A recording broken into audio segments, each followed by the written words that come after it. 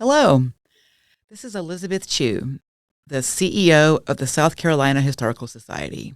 Welcome to From the Vault, the South Carolina Historical Society podcast, created and hosted by my colleague Sydney Derrick, our librarian.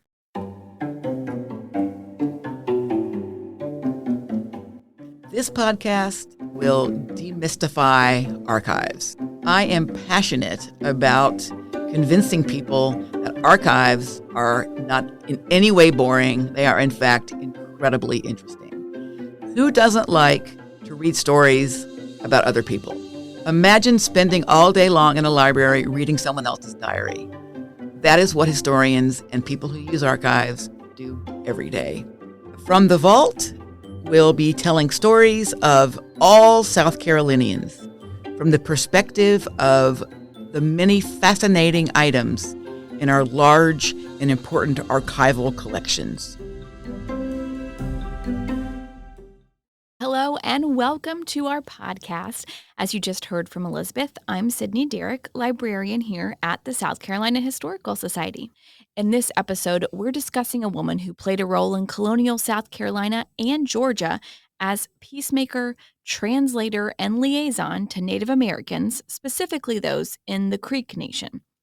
But before we talk about her achievements and the treatment she ultimately received from those in power, let's talk about some announcements.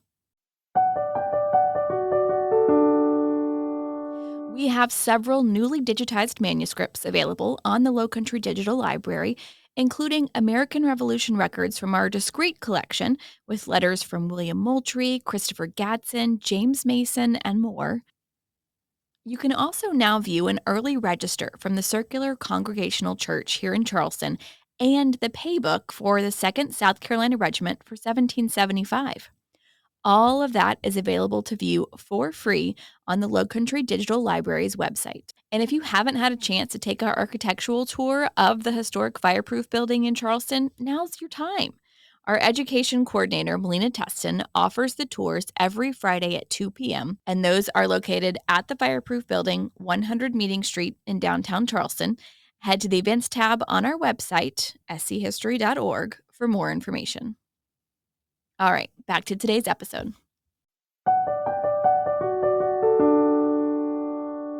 Within the South Carolina Historical Society archives is a plat showing land in Colleton County near the Edisto River, which had previously been owned by John Musgrove Jr. John inherited the land from his father, and in 1731, John sold the land to the Champneys. Now, what we know from information found elsewhere is by that time, the time he sold that land, he was married to a woman named Mary. And Mary Musgrove is who we're talking about today. So in addition to this plat, our sources for this episode are The Life and Times of Mary Musgrove by Stephen C. Hahn, Memorial of Mrs. Mary Bosomworth to Lieutenant Colonel Alexander Heron, held by the National Archives in London and accessed through Colonial America, a digital exhibit from Adam Matthew. The South Carolina Encyclopedia entry for Mary Musgrove, South Carolina A to Z by South Carolina Public Radio, Indians of the South Carolina Lowcountry, 1562 to 1751 by Jean Waddell, and South Carolina Indians, Indian Traders, and Other Ethnic Connections beginning in 1670 by Teresa M. Hicks and West Hawkesbury. Mary was born around the year 1700 in what is today Georgia, in Coweta in the Creek Nation. Her mother was Creek, and her father was a white man who traded with the Native Americans. Most works about her say that her father's name was Edward Griffin, who was a trader based here in Charleston. According to Mary's own words, her mother's family were leaders of the Creek people, and many sources identify her as a niece or a great-niece of the chief. Until the age of 7, she lived with her mother and the Creek people, but at that age, her father brought her to Pompon in South Carolina. Now, Pompon was the name used for today's Edisto River, and it was the name of a settlement near the river in Colleton County within St. Bartholomew's Parish, which had been formed just before Mary's arrival there. We don't know why she was brought there by her father. That's a little unclear in her history, but what we do know is that once she arrived there, she was baptized and she received an English-style education for about 8 years until the Yamasee War. At that point, around 1715, she moved back with the people of the Creek Nation, and that is where she met John Musgrove Jr., her future husband. Like her, John had a Native American mother and a white father, and his father had been sent by the government of South Carolina to broker a treaty of peace with the Creek people. So that's why he was there.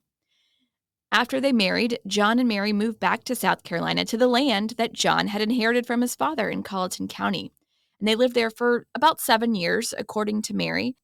And a lot of this information that I'm attributing to Mary comes from a memorial that she wrote and delivered, which we'll talk a little bit more about later. But it told the story of her life. And in this memorial, which she wrote as an adult, she was asking about the payment and the property that she was promised by members of the royal government. The couple, they eventually moved to Yamacraw Bluff at the request of the leaders of the Creek Nation. So this was an area just across the Savannah River from South Carolina, near today's city of Savannah in Georgia. In John's father's previous negotiations with the Creek Nation on behalf of the South Carolina government, this river, the Savannah River, was set as the boundary between the colony of South Carolina and the Native American land. So in Yamacraw Bluff, the couple they set up a successful trading post, and they facilitated the trade of goods between the Creek people and the merchants and traders from Charlestown in South Carolina. At this point, just in case you're wondering about the timeline here, Georgia was not a colony yet. It was just about to be set up as one. So that's where we are. While she was in Yamacraw Bluff, Mary was not only a successful merchant, she also soon became useful for the royal government, who at this time was creating a colony there in Georgia. And she was specifically useful to one of the founders of Georgia, James Oglethorpe. He arrived in Yamacraw Bluff in 1733, and his goal was to establish an English colony. Mary was already close with Yamacraw leader Tomochichi, and she was fluent in the English language as well as their customs because she had spent more than half of her childhood living with English settlers in South Carolina. Plus, as I mentioned earlier, she was close family to the leaders of the Creek people, which gave her influence there. So because of all of this, she was able to serve as interpreter and mediator between Tomochichi and Oglethorpe, and she also became a consultant for Oglethorpe. According to Mary, the Creek people were a little bit weary of him and the English when they first arrived and threatened to wage war against them because they saw them as invaders, breaching the peace treaty that had been settled between them and the government of South Carolina. Mary, however, was able to mediate and broker a new treaty between the Creek people and Oglethorpe on behalf of the English king. And after the treaty was signed by the local Creek leaders, Mary then had to convince the leaders of the entire Creek Nation as a whole to approve and sign, which she was able to do. And this staved off a war between the Creeks and these English people coming to settle a colony there. The peace in Mary's life, however, would soon come to an end. John and Mary had firmly established themselves in Yamacraw, selling off John's land in Colleton County and moving all of their horses, cattle, and possessions into their new home. It was Creek Nation territory when they moved there, and that move came at the request of the Creek leaders. Don't forget about that. And in big part because of Mary's efforts, the English were able to settle and begin a new colony, Georgia. According to Mary, she and John also extended credit to the Englishmen coming to establish Georgia at their trading post so that they could create this new settlement. But according to her again, they were never repaid by these men. She also claims that she encouraged the men of the Creek Nation to help protect this fledgling colony of the king and to also help protect the southern parts of South Carolina from foreign invaders and other not so friendly Native American groups, rather to use their skills hunting for her trading post to increase her wealth because she thought that was the right thing to do. So in her claims, she made a sacrifice of her own business in order to protect the people of these English colonies. Her own brother actually even died in service to the king at the Siege of St. Augustine in 1740, when Oglethorpe and the British, retaliating on a Spanish attack on them, tried to take control of St. Augustine. However, that ultimately failed. But throughout the next several years, Mary continued to work with Oglethorpe and the British, acting as ambassador to many Native American groups, which meant she was traveling to other areas of the colony. And as she explained later, she was leaving her home for months at a time, which left all of her properties neglected. And because of all of these factors combined, she says, that led to the ruin of her trading post and the debt she eventually found herself in. In the midst of all of this, her husband, John Musgrove, died. Now, she did remarry soon after, which some historians say is because she had no living sons and she stood to lose her property unless she was married. So her second husband was Jacob Matthews, who may have been her former indentured servant. By this time, her trading post had moved further south at Oglethorpe's request to the banks of the Altamaha River. This is where her second husband grew ill, and she then traveled back with him to Yamacraw, where he died. In her absence from this new trading post on the Altamaha River, she says it was destroyed by enemy Native Americans who burned it down and even murdered some of the people there. In 1743, 10 years after he first arrived, James Oglethorpe left Georgia for England, never to return to the colony. But before he sailed, he paid Mary £200 for her interpretive and mediation services to the crown, but he also promised to reimburse her for the losses of property she suffered and to petition the royal government to pay her more money. Spoiler alert, Oglethorpe did not follow through. Meanwhile, Mary eventually married a third time to a minister, Reverend Thomas Bosomworth. And by this time, she was also actively fighting for her payment, for the payment that she felt that she was owed by the British Crown. And so her new husband joined her in that fight. But she wasn't just fighting for money.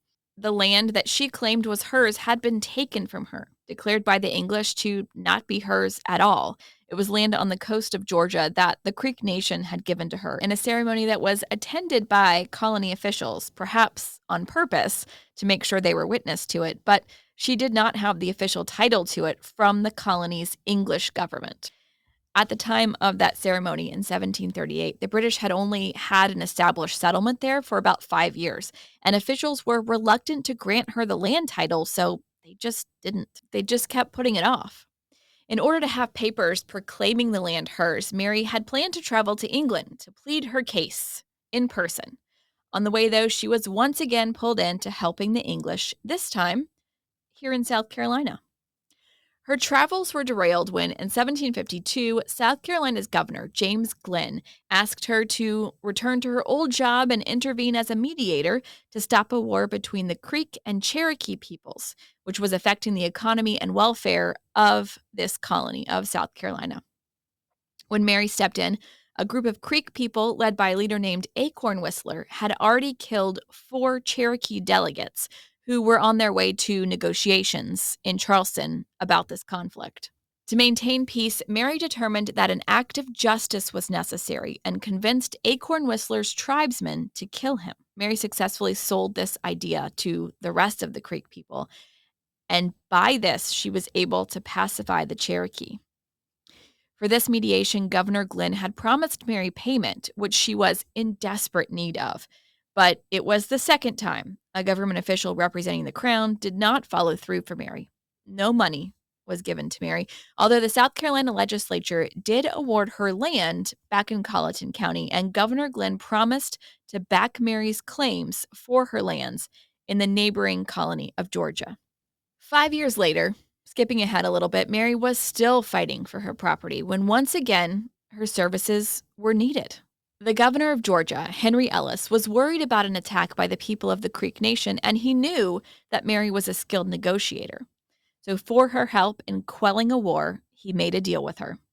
She gave up her claims to most of the land that she was given by her people, but she was able to keep what is today's St. Catherine's Island off the coast of Georgia, as well as several thousand pounds. So Mary moved to the island in 1759 and lived there with her third husband, the Reverend, until her death, which was probably in 1765, just 6 years later.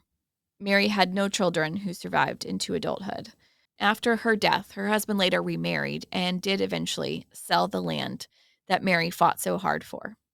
So that is the story of Mary Musgrove Matthews Bosomworth, who spent a lot of her life in between two nations, in between two peoples, and was called upon quite often throughout her life to keep the peace between those two nations. And it's the story of a woman living in colonial America under British rule who was able to carve out a name and a reputation for herself, albeit having to rely on the men around her either for marriage or for help getting the money that she was promised by government officials for services that they asked her to perform. So that's going to do it for us this month. We'll see you back here next month with an episode about South Carolina's 4th Regiment during the Revolutionary War. If you remember from our last episode, things were really heating up and we're getting close to that June 1776 date in their order book that we're going through. And that is the Battle of Sullivan's Island. So it should be a really good episode coming up. Thanks so much, and we'll see you then.